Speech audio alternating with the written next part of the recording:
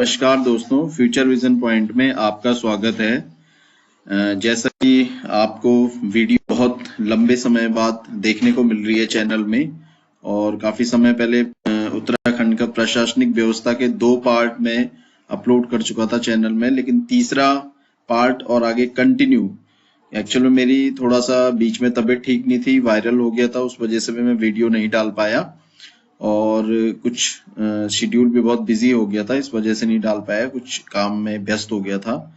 और साथ साथ जैसा कि आपको पता है कि RO का नोटिफिकेशन भी आने वाला है, बहुत जल्द आपको देखने को मिलेगा, और उसका एग्जाम जो प्री है वो 18 जून को निर्धारित तो नहीं कहेंगे, अभी प्रस्तावित है, लेकिन जैसा कि UKPSC अभी अपने सारी परीक्षाएं बिल्कुल समय से करा रहा है, तो हो सकता है मे बी कि जो इसका प्री एग्जाम है वो भी समय से हो। और मेरा भी एग्जाम है तो मैं भी उसकी तैयारी में भी लगा हूँ, मेरा खुद का भी एग्जाम है, तो इसी वजह से मैं आप लोगों को ज्यादा समय नहीं दे पा रहा हूँ, लेकिन कोशिश करूंगा कि आपके साथ कंटिन्यू रहूं और लगातार वीडियो आपके लिए डालता रहूं चैनल में। इसी क्रम में देखिए, हमने आज आपके लिए तीसरा पार्ट 3 को अपलोड करा है चैनल में, और उसी के बारे में हम आज चर्चा करेंगे आप लोगों के साथ। उसी से आगे देखिए, वीडियो हमारा 1892 तक जो ईयर वाइज चल रहा था वो 1892 तक मैं डाल चुका था, और 1892 के बाद जो है नेक्स्ट जो उसका पार्ट है वो अब आपका स्वतंत्रता के बाद, यानी कि 1947 में भारत की स्वतंत्रता के बाद की जो कंडीशन हुई थी उत्तराखंड के इतिहास के, उत्तराखंड के प्रशासन में, वहीं से देखिए आज हम स्टार्ट कर रहे हैं 1949 से। चलिए तो स्टार्ट करते हैं बिना देरी से। देखिए 1949 की जो डेट है बहुत ही महत्वपूर्ण है आपके लिए। 1 अगस्त 1949 को देखिए क्या हुआ था, जो टिहरी रियासत थी हमारी, टिहरी रियासत को कुमाऊं कमिश्नरी मंडल में इसको मिला दिया गया था, और भारत में इसका जो है विलय जो है भारत में कर दिया गया था। तो ये डेट बहुत महत्वपूर्ण है। 1 अगस्त 1949 की जो डेट है बहुत इंपॉर्टेंट डेट है, जो आपको याद रखनी है, और एग्जाम में बहुत बार इस पे क्वेश्चन पूछा जाता है कि टिहरी रियासत का भारत में विलय कब किया गया था। 1 अगस्त 1949। ये भी एक महत्वपूर्ण बात कि टिहरी रियासत को कुमाऊं कमिश्नरी यानी कि मंडल में सम्मिलित करते हुए चौथे जिले के रूप में इसको सम्मिलित करा गया। तो क्वेश्चन कभी आ सकता है, जो टिहरी रियासत को जब सम्मिलित करा तो कुमाऊं मंडल का कौन से नंबर का जिला उसको बनाया गया था, तो ये 4th जिला उसको बनाया गया था, क्योंकि इससे पहले पौड़ी बन चुका था, अल्मोड़ा और नैनीताल को देखिए 1891 में इन्होंने कुमाऊं जनपद को तोड़ के 2 जिले बनाए थे, अल्मोड़ा और नैनीताल। तो उसके बाद जो चौथा जिला बना हमारा 1 अगस्त 1949 को, वो टिहरी जनपद बना था। चलिए आगे बढ़ते हैं। देखिए 1960 अगला ईयर है, 1960। 1960 24 फरवरी 1960 को 3 सीमांत जिलों का गठन किया गया था। गढ़वाल 2 जनपदों पौड़ी और टिहरी में बटा था, और इन दोनों की सीमाएं अलकनंदा नदी द्वारा विभक्त होती थी, और 3 सीमांत जिलों का गठन किया गया था। बहुत महत्वपूर्ण है। नंबर 1 था देखिए पिथौरागढ़, नंबर 2 उत्तरकाशी, और नंबर 3 हो गया आपका चमोली। इनके मुख्यालय सबके सेम थे उत्तरकाशी, लेकिन चमोली का जो मुख्यालय था आपको विशेष याद रखना है, क्योंकि इसका मुख्यालय गोपेश्वर बनाया गया था। ठीक, पिथौरागढ़ को कहां से अलग किया गया था? अल्मोड़ा से अलग करके पिथौरागढ़ बनाया गया। टिहरी गढ़वाल से अलग करके उत्तरकाशी बनाया गया, और पौड़ी गढ़वाल से चमोली को, पौड़ी गढ़वाल से को काट कर जो है पौड़ी गढ़वाल को तोड़ के ही चमोली जनपद उसमें बनाया गया। तो 3 जनपद थे, पिथौरागढ़ बना अल्मोड़ा से, उत्तरकाशी बना टिहरी गढ़वाल से, और चमोली बना आपका पौड़ी गढ़वाल से। तो ये जो घटना हुई थी ये 1960 के। देखिए दोस्तों ईयर वाइज चल रहा है, आपको याद करने में बहुत आसानी रहेगी और बहुत इजीली आपको याद हो जाएगा जब हम किसी चीज को क्रम वाइज पढ़ते हैं। किसी भी स्टडी को जो देखिए, जब क्रम वाइज पढ़ाया जाता है, क्रम से पढ़ाया जाता है, तो बहुत जल्दी वो याद होता है, क्योंकि हम उसको कनेक्ट करते हुए चलते हैं। एक साल ये हुआ 49 में, ये हुआ 1960 में, आपके 3 सीमांत जिलों का गठन हुआ। आगे बढ़ते हैं। अब देखिए 1968 में क्या घटना हुई? कुमाऊं गढ़वाल के 8 जनपदों की प्रशासनिक व्यवस्था के लिए उत्तर प्रदेश सरकार द्वारा पर्वतीय विकास विभाग, देखिए कई बार आता है, पर्वतीय विकास विभाग का गठन कब हुआ था? 1968। पर्वतीय विकास विभाग, आपको कंफ्यूज नहीं होना है, ये पर्वतीय विकास विभाग बन रहा है अभी 1968 में। कुमाऊं कमिश्नरी मंडल का विभाजन हुआ, विभाजन हेतु जो है इसमें प्रस्ताव लाया गया था 1968 में, क्योंकि इसके तुरंत बाद देखिए 1968 के तुरंत बाद ये विभाजन की बात क्यों हो रही है यहाँ पे कि विभाजन हेतु प्रस्ताव लाया गया था, क्योंकि नेक्स्ट आपका जो 1969 या 1970 में गढ़वाल कमिश्नरी या गढ़वाल मंडल का गठन हो गया था। देखिए तो गढ़वाल कमिश्नरी अब जाके आपके बन रही है कब, 1969 में। और वहीं अगर हम देखें तो आपकी जो 1839 था, 1839 में कुमाऊं कमिश्नरी का गठन हो गया था, कुमाऊं मंडल का गठन हो गया था। और अब जाके गढ़वाल मंडल या गढ़वाल कमिश्नरी का गठन हो रहा है 1969 या 1970s में से। देखिए गठन तिथि है 1969 और 1 जनवरी 1970। ये देखिए ऑप्शन पे भी डिपेंड करता है, कई बार 1969 ऑप्शन में रहता है, कई बार 1970 ऑप्शन में रहता है। तो आप जो भी आपको ऑप्शन में मिले वैसे 1969 में इसका गठन माना जाता है, गढ़वाल कमिश्नरी या गढ़वाल मंडल का। देखिए जो पहले लिखा उसको आप वरीयता देंगे और दूसरे नंबर वाले को आप सेकंड वरीयता देंगे, ठीक है। गठन के समय जिले, देखिए बहुत बार क्वेश्चन आता है कि जब गढ़वाल मंडल का गठन हुआ तो उस समय कितने जिले थे गढ़वाल में, तो आपको बिल्कुल याद रखना है 4 जनपद थे। पौड़ी आपका बन गया था, टिहरी गढ़वाल था, उत्तरकाशी और चमोली। सिर्फ 4 जनपदों को मिला के ही गढ़वाल मंडल का गठन किया गया था। प्रथम कमिश्नर कौन थे, पहले मुख्यालय देख लेते हैं। इसका मुख्यालय था इसका पौड़ी, और जो प्रथम कमिश्नर बने थे एससी सिंघा। ये आपके गढ़वाल मंडल के या गढ़वाल कमिश्नरी के प्रथम कमिश्नर थे एससी सिंघा। आगे बात करते हैं, सबसे कम कार्यकाल वाले गढ़वाल कमिश्नर कौन थे, ये थे आपके MBS टेंसी। 3 माह और 4 दिन के लिए बने थे, ठीक है। MBS टेंसी, इनका नाम याद रखिए, थोड़ा नाम टिपिकल है। MBS टेंसी जो है सबसे कम कार्यकाल वाले गढ़वाल कमिश्नर, और सबसे लंबा कार्यकाल रहा था सुभाष कुमार 7 साल। ये सबसे लंबे कार्यकाल वाले गढ़वाल कमिश्नर थे, सुभाष कुमार 7 साल के लिए बने थे। तो ये हमारा गढ़वाल मंडल गढ़वाल कमिश्नरी का भी गठन हो गया था। अब उसके बाद देखिए कुछ इवेंट और हुए हैं, कुछ घटनाएं हुई हैं। 1972 13 मई 1972 को चंपावत तहसील को पिथौरागढ़ में शामिल किया गया था। देखिए चंपावत जनपद बाद में बना था, आपने कंफ्यूज नहीं होना है। चंपावत जनपद का गठन तो अभी बाद में होगा, अभी आगे आपको बताया जाएगा। लेकिन अभी क्या बोल रहा है कि जो चंपावत तहसील थी उसको पिथौरागढ़ में शामिल किया, क्योंकि चंपावत को पिथौरागढ़ से अलग करके बनाया गया। तो चंपावत पिथौरागढ़ की एक तहसील था और उसको जनपद में गठन हुआ। लेकिन इसको पिथौरागढ़ में शामिल कब करा था, 13 मई 1972 को चंपावत तहसील को पिथौरागढ़ में शामिल कर दिया गया था। क्वेश्चन आयोग ने कई बार पूछा हुआ है, ठीक है। आगे बढ़ते हैं। 1975 देहरादून को मेरठ मंडल के अंतर्गत सहारनपुर जिले से अलग किया गया। गढ़वाल मंडल कमिश्नरी में शामिल किया गया क्योंकि देहरादून पूर्व से ही गढ़वाल का अंग था। देखिए जब देहरादून जनपद बना था तो उसको मेरठ मंडल में रखा गया था, ठीक। और मेरठ मंडल से उसको अलग कब करा गया, 1975 में मेरठ मंडल से अलग करके उसको गढ़वाल मंडल यानी कि गढ़वाल कमिश्नरी में सम्मिलित कर दिया गया। तो फाइनली अंतिम रूप से देखिए अगर इसके गठन की बात करें तो इसका गठन आपको पता ही है, इसका गठन कब हुआ था, 1817 में इसका गठन हुआ।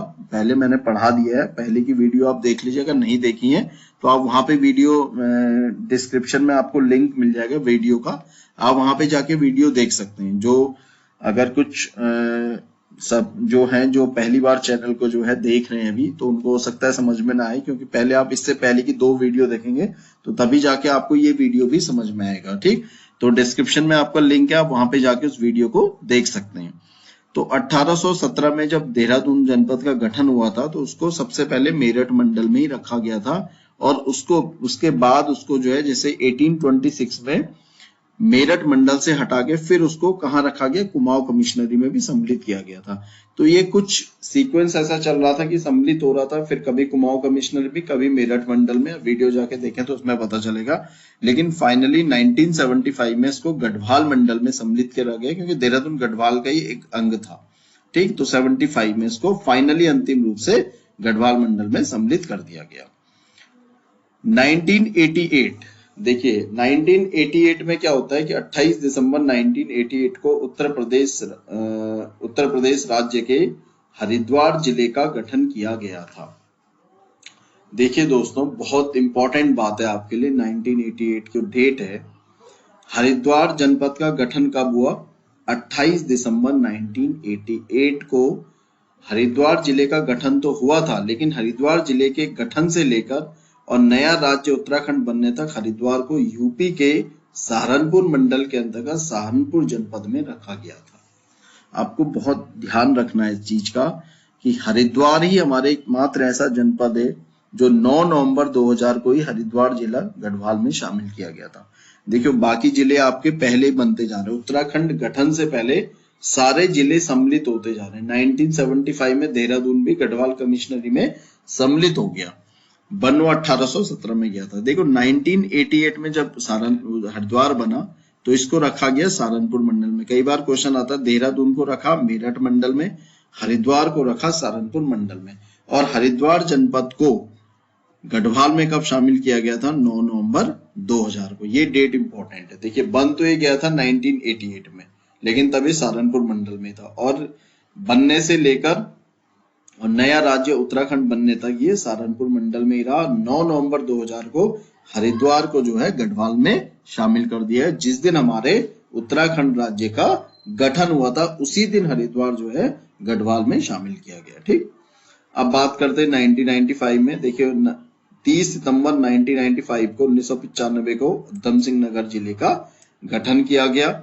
उधम सिंह नगर को कहां से अलग किया गया था? नैनीताल से अलग करके बनाया गया। मुख्यालय है देखिए रुद्रपुर। देखिए, कुछ के मुख्यालय आपके चेंज है, जैसे चमोली का मुख्यालय गोपेश्वर में है, उसी तरह से उधम सिंह नगर का जो मुख्यालय है वो रुद्रपुर में। रुद्रपुर को किसने बसाया था?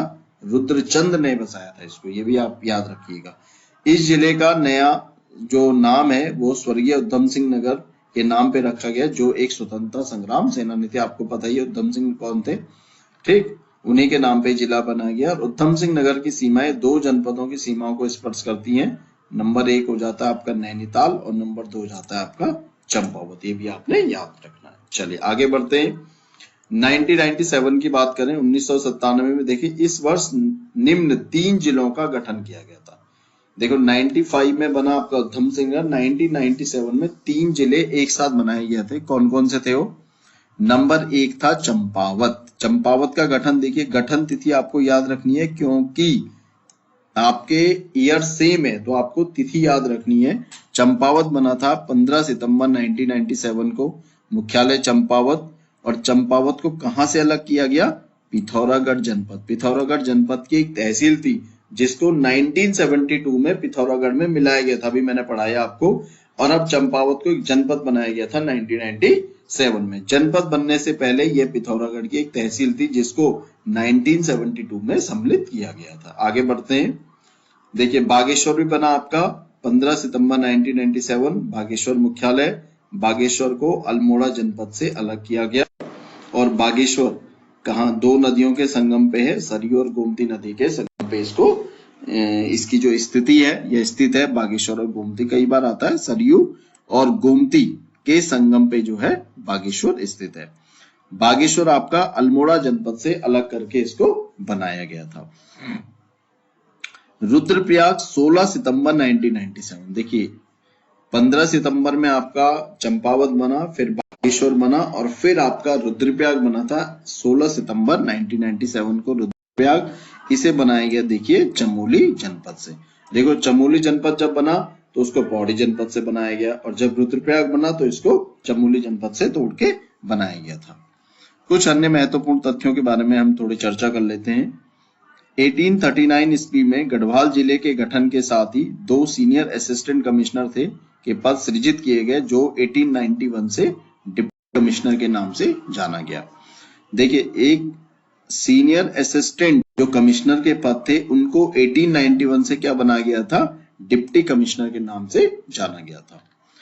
कुमाऊं कमिश्नर 1815 में कुमाऊं कमिश्नर पद तो सृजित किया गया, किंतु यह बोर्ड ऑफ रेवेन्यू फर्रुखाबाद के अधीन कार्य करता था। देखिए, कुछ पॉइंट पीछे ईयर वाइज था, उनको आपको एक समरी टाइप में बताया गया कि 1815 में जो कुमाऊं कमिश्नर पद तो बनाया गया, लेकिन बोर्ड ऑफ रेवेन्यू फर्रुखाबाद के अधीन उसको रखा गया था। यानी कह सकते हैं कि एक स्वतंत्र कमिश्नरी इसको नहीं बनाया गया, जबकि बोर्ड ऑफ रेवेन्यू फर्रुखाबाद के अधीन नियंत्रण में इसको रखा गया था।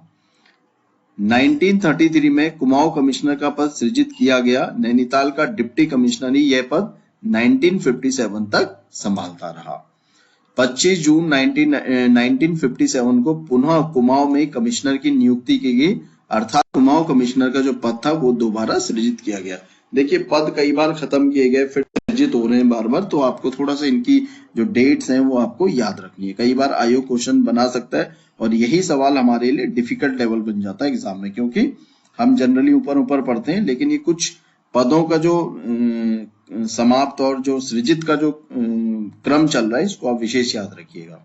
आरओ में बहुत महत्वपूर्ण है आगे जितने भी आपके एग्जाम आने वाले हैं।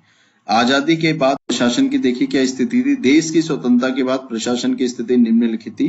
जब देश स्वतंत्र हो गया, देखिए कमिश्नर कुमाऊं गढ़वाल आज भी हैं, जिलाधिकारी डीएम हो गया आपके प्रत्येक जिले में, अतिरिक्त जिलाधिकारी एडीएम हो गए, परगना अधिकारी, देखिए जो एसडीएम है इस समय हम एसडीएम कहते हैं, उनको परगना अधिकारी भी कहते थे, ठीक है। तो कह सकते हैं कि एसडीएम या परगना अधिकारी किसको कहा जाता था, एसडीएम, ठीक। तहसीलदार, नायब तहसीलदार को देखिए पेशकार भी कहते थे, कानून गो और पटवारी, ये आपको सभी पदों का जो है क्रम दे रखा है। आजादी के बाद जो हमारा प्रशासन व्यवस्था देखता है जिले में, डिस्ट्रिक्ट में, उसमें क्या क्या पद होते हैं, कमिश्नर से लेकर और पूरा आपका पटवारी तक के एक रूपरेखा आपके लिए दे रखी है, तो इसको आप अच्छे से याद रखिए।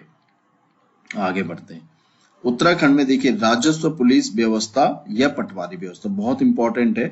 1857 के विद्रोह के बाद अंग्रेज उत्तराखंड के सभी क्षेत्रों में सिविल पुलिस व्यवस्था लागू करना चाहते थे, लेकिन कुमाऊं के तत्कालीन कमिश्नर थे हेनरी रैमजे, राज्य की जनता को सीधा साधा बताते हुए राजस्व पुलिस व्यवस्था को बनाए रखने की उन्होंने सिफारिश की। देखिए अंग्रेज तो चाहते थे सिविल पुलिस व्यवस्था लागू हो, लेकिन हेनरी रैमजे जो तो उसमें कमिश्नर थे उन्होंने कहा नहीं, राजस्व पुलिस व्यवस्था को ही बनाए रखने की सिफारिश की।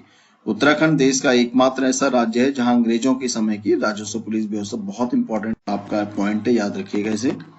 ब्रिटिश राज्य में उत्तराखंड राज्य में पटवारी व्यवस्था की शुरुआत या पटवारी पद की शुरुआत कमिश्नर ट्रेल, बहुत इंपॉर्टेंट बात है। देखिए ट्रेल ने स्टार्ट करा था पटवारी व्यवस्था को, ने 1817 में की। उस समय केवल 16 पद सृजित या स्वीकृत किए गए थे, ठीक। 16 पद थे उस समय जब ट्रेल ने 1817 में ये व्यवस्था स्टार्ट करी थी। प्रारंभ में पटवारी केवल जमींदार के नौकर के रूप में परिभाषित किया गया। राज्य के पर्वतीय क्षेत्र में वर्तमान की पटवारी व्यवस्था 1819 में प्रारंभ हो गई। 1828 में कमिश्नर ट्रेल ने एशियाटिक रिसर्च उत्तराखंड का पहला भूमि उपयोग जो विवरण प्रस्तुत किया। पटवारी से पहले भूमि संबंधी कार्य कमीण, ये लिखार, दफ्तरी और सयाना करते थे, इसको आप बिल्कुल याद रखिए। पटवारी द्वारा पुलिस कार्य की शुरुआत 1874 से स्टार्ट हुई और राज्य में राजस्व पुलिस व्यवस्था की जो शुरुआत थी वो 1874, ये बिल्कुल आप डेट याद रखिए, कई बार आए क्वेश्चन पूछता है कि राजस्व पुलिस व्यवस्था शुरुआत कब हुई थी, 1874। किसने करी थी, ट्रेल ने स्टार्ट करी थी, ठीक है। ब्रिटिश काल में राजस्व कानून में अंतिम संशोधन देखिए 1916 में करा गया था, फाइनली एक अमेंडमेंट हुआ। राज्य गठन के बाद वर्ष 2011 में राजस्व पुलिस एक्ट अस्तित्व में आया था। देखिए एक्ट बन गया था हमारा 2011 में, और वर्तमान में राज्य के 60% या 61% भूभाग राजस्व पुलिस व्यवस्था लागू है। देखिए जो भी विकल्प में होगा ऑप्शन में आपके अगर 60% है आप 60% के साथ जाइए, नहीं तो 61% को आप टिक करिए जो भी। लेकिन ये दो क्वेश्चन बड़े इंपॉर्टेंट है। देखिए राजस्व पुलिस व्यवस्था कब स्टार्ट हुई, 1874। किसने स्टार्ट करी, कब प्रारंभ, किसने प्रारंभ करी, ट्रेल ने प्रारंभ करी, ठीक। और वर्तमान में राज्य के कितने प्रतिशत भूभाग पे राजस्व पुलिस व्यवस्था लागू है, तो 60% या 61% पे हमारी जो राजस्व पुलिस व्यवस्था है इसको लागू किया गया है, ठीक है।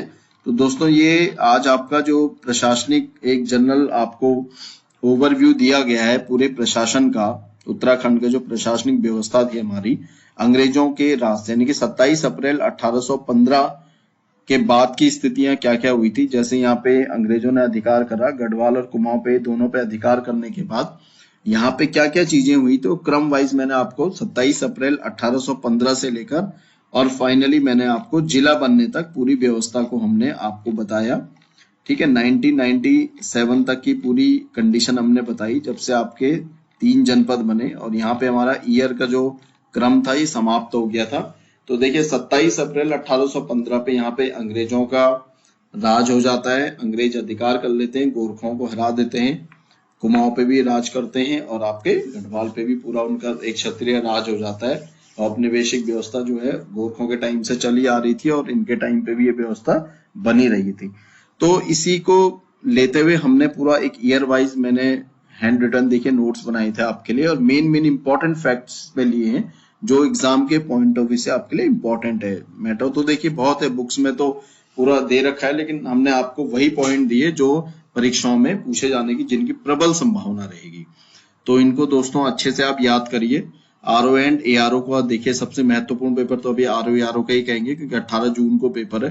फिर आपका 2 जुलाई को भी एग्जाम है पीसीएस लोअर पीसीएस का, ठीक है। एक 23 जुलाई भी एग्जाम है। तो देखिए अभी तो इनका नोटिफिकेशन किसी के भी नहीं आए हैं, अभी तो आरओ का नहीं आया, तो पीसीएस लोअर पीसीएस का तो देखिए अभी क्या बोले कब तक नोटिफिकेशन आता है। तो परीक्षाओं की तिथि में परिवर्तन आयोग करेगा या नहीं करेगा इस पे तो अभी प्रश्न चिन्ह है, कुछ कह नहीं सकते। नोटिफिकेशन आने के बाद ही हम इस पे कुछ आपको बता पाएंगे, जानकारी मैं दे पाऊंगा, क्योंकि अभी कहना बहुत मुश्किल है कि 18 जून को पेपर होगा कि नहीं होगा। देखिए पेपर हो भी सकता है और नहीं भी हो सकता है, 50-50% अभी चांसेस है।